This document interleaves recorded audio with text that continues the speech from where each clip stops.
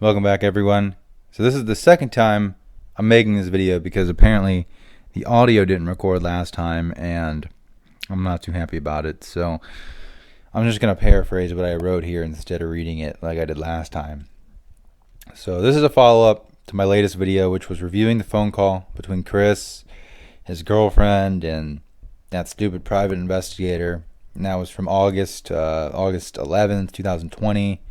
So if you haven't seen that video, I'll link that on the screen in the description. Go watch that if you want to, but you don't really need to have seen that to watch this video. So watch it if you feel like it, but of course you don't have to.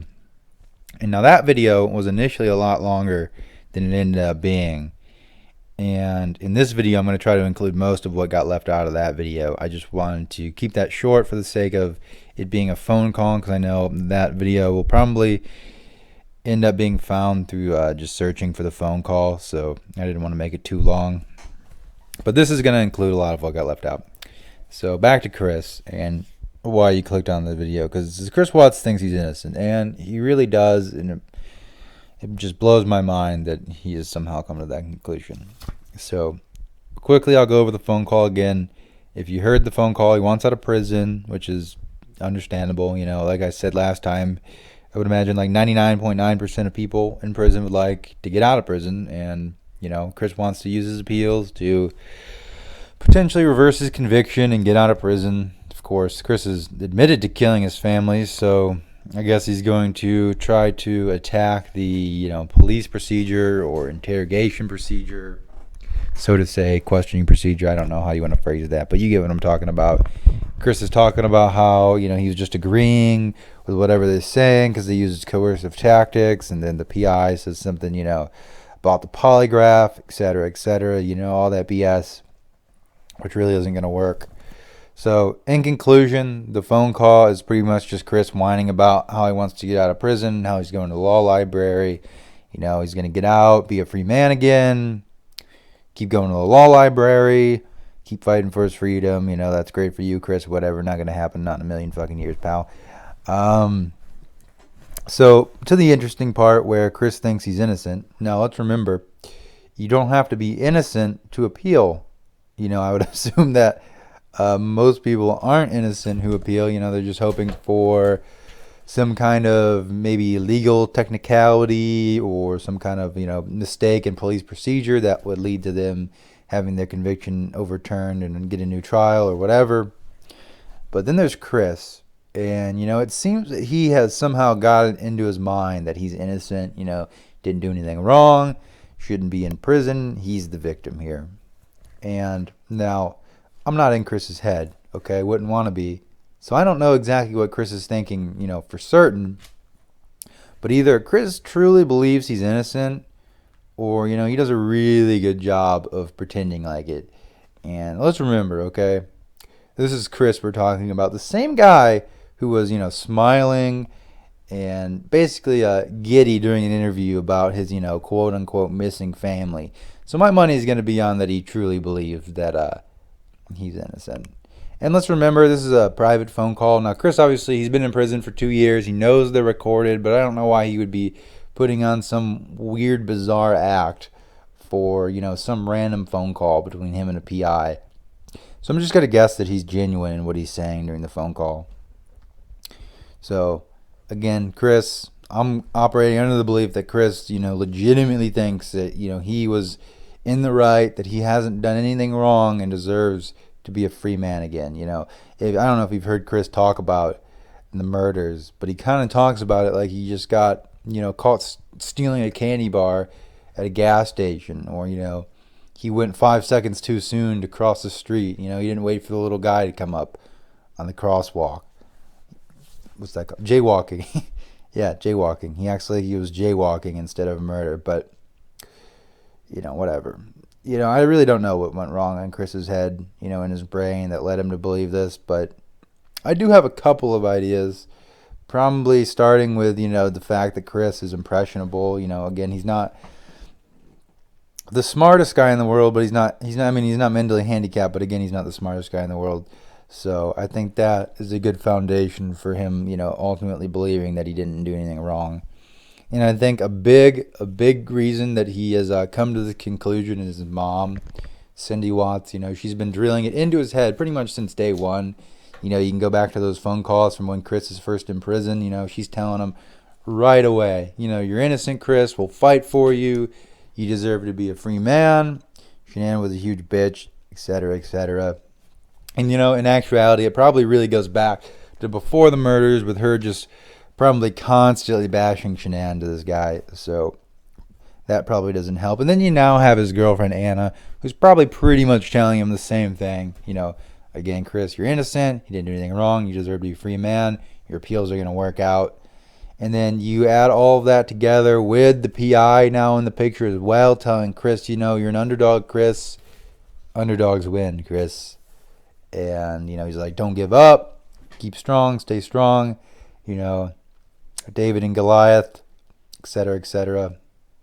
So you got all those people telling him pretty much, Chris, you're innocent, keep fighting.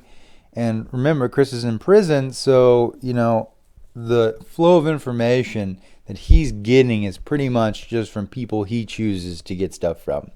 I could send him a letter, but he could just toss it, So, and, I can't just call Chris. I don't know how to get in contact with him. So any information is pretty much getting filtered through Cindy and his girlfriend and whoever Chris else, let's call him, the PI, etc. So Chris is getting pretty much all the information he wants to hear from these people. That probably goes a long way to helping him think that he's innocent. And then, Chris is also, again, talking about how he's going to the law library and stuff, and he probably read about some guys who were on death row who were wrongly convicted, and they got off. Well, not got off, they appealed and the truth came out, or, just some successful appeals, and Chris is probably like, well, man, damn, that happens all the time. Innocent people go to prison all the time. They appeal their cases, and, the truth comes out, and then they go free. And Chris probably thinks, man, that must be what happened. That must be what happened to me. It was just a simple mistake. They got the wrong guy. I'm innocent. This was all a big mistake, and I'm going to appeal my case, and they're going to let me go, and I'm going to go right back to a good old Saratoga Trail and live my life like I never murdered my wife and kids. Not the TV show. Starring Damon Wayans. What else was I going to say? Yeah, then you probably tie that all together, and then you add what pretty much is the cherry on top is Chris's, newfound quote-unquote religion, which, to start off was probably a pretty good crutch for Chris to help him cope with being in prison. Tons of people in prison turn to religion. People on the outside in the free world turn to religion, during tough times. It's something that people do. It's not uncommon, and there's nothing wrong with that. But Chris has gone beyond using religion as a crutch, and it's pretty much just a full-on wheelchair right now. And Jesus should just take that guy's wheelchair and wheel him right into the psych ward, because he's really gone full-on delusional with this whole God's plan stuff. And, again, I'm not religious, so I don't want to get into the religious aspect too much. But the long story short is Chris now somehow has got it into his mind that it's God's plan for him to be in prison, but it's also a plan that includes him one day getting out of prison. So, again, God's plan for me, Chris, to get out of prison. And, again, I don't know how he came to that conclusion, but, that's kind of the whole point of the video. So that's really where we're at with the Chris Watts. Obviously the case is over, but, I'll call it the case for the sake of this video. That's where we're at with the Chris Watts case. You have pretty much, at the end of the day, just one more guy in prison who thinks he's innocent for whatever reason. Well, obviously, a lot of people in prison probably say they're innocent, but I don't know how many of them believe they're innocent like Chris, I think, does. And, it reminds me of that Seinfeld episode where George Costanza is talking. He's like, it's not a lie if you believe it. And I think Chris has, at this point, really started to believe that he didn't do anything wrong, which is just really fascinating to me. Now, none of this really matters from a legal standpoint because, again, Chris pled guilty and, he's admitted to killing his wife and kids. So I don't really see any real possibility where any appeal could ever work out, even in the slightest sense. I really don't think that he has any chance with that. Guy's got 5 life sentences. If he was a Hindu, He'd have to be reincarnated 5 times for him to serve his full sentence. Keep that in mind. But back to, actual stuff. Again, Chris, he's not going anywhere. Let's be honest. His appeal, it's probably just some private investigator trying to milk him for all the cash he's got. What he should be saving for ramen noodles and coffee and, other things you can buy at commissary. Maybe a nice jacket, because it does get cold in Wisconsin in the winter. And it's probably not too warm in the prison either. So probably get a nice Levi jacket or something like that. Carhartt, I don't know if you can buy that where he's at, but you should get a nice jacket instead of paying for a PI. Nice coat.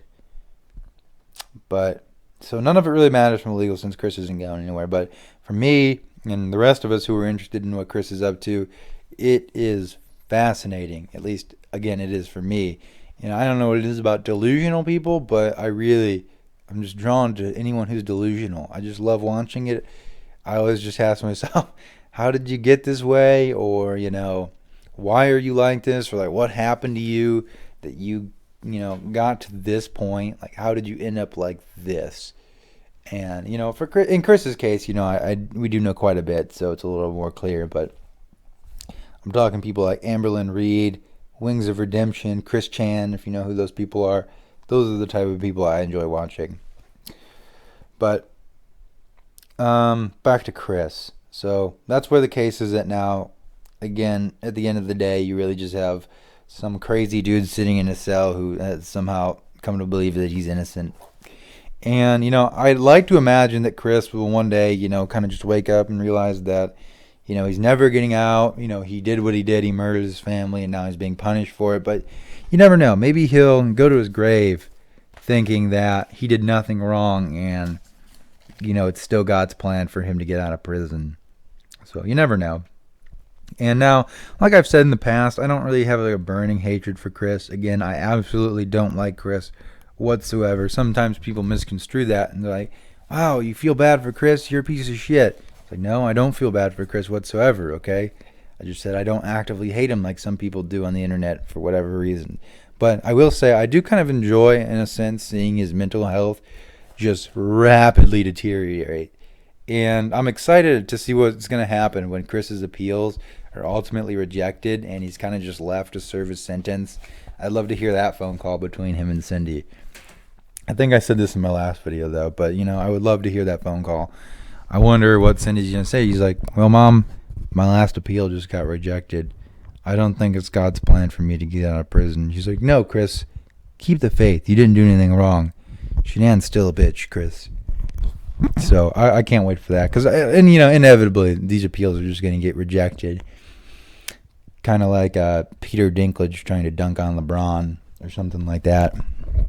But yeah, so Chris, I really don't have any idea like how you could possibly come to the conclusion that you're going to get out of prison. I said this in my last video, and again, like obviously in this video, I've tried to make sense of how he gets to this point, but it's like, even with all of that, I can't wrap my mind around how Chris, again, thinks that he's innocent and is going to get out of prison. Like, I just don't get how, as like an adult with a fully functioning, well, maybe not fully functioning brain, but fully developed brain, is coming to the conclusion again that he's innocent. Like, I just don't get it.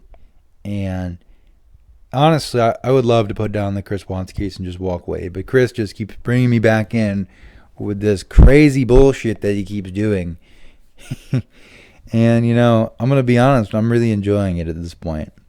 So again, this is pretty much what I was gonna say in my last video, but I didn't want to make the phone call video really long, so I thought I'd save everyone from that, because this isn't really anything important. So it's kind of just a rant about Chris Watts and his prison antics, so to say, because they are antics. Don't get me wrong, he's not really doing anything. In all reality, he's just kind of,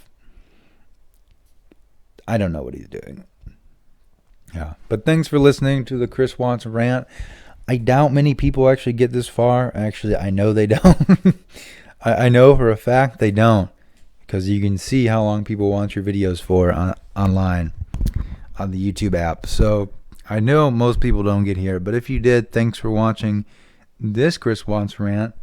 This definitely won't be the last one unless Chris drops dead in sometime in the next like 5 minutes.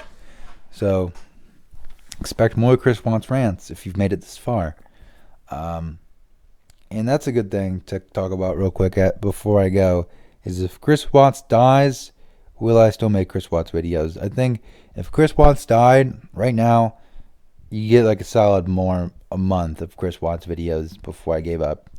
And I know a lot of people would love to see Chris die. I don't necessarily want to see Chris die, but it'd be interesting to see how that would go, how that would play out if he just got shanked in the chow line, or got cancer, or maybe he just drops dead of a heart attack in the middle of his cell. I don't know, but I would be interested to see how that would play out as well. So again, thanks you for watching. Thanks for watching. Thank you for watching. I think I tried to say both of them right there. But yeah, expect more Chris Watts videos in the future and videos about other things. Probably more about have a seat with Chris Hansen. I think I wanted to call it Hansen versus Predator there, but again, it is called Have a Seat with Chris Hansen. Again, I actually liked the first episode, to be honest, but we'll see how it goes. I didn't like the one Predator per episode. I kind of like the old TCAP way where it was like a shit ton of guys, but I feel like you're just not getting that many people.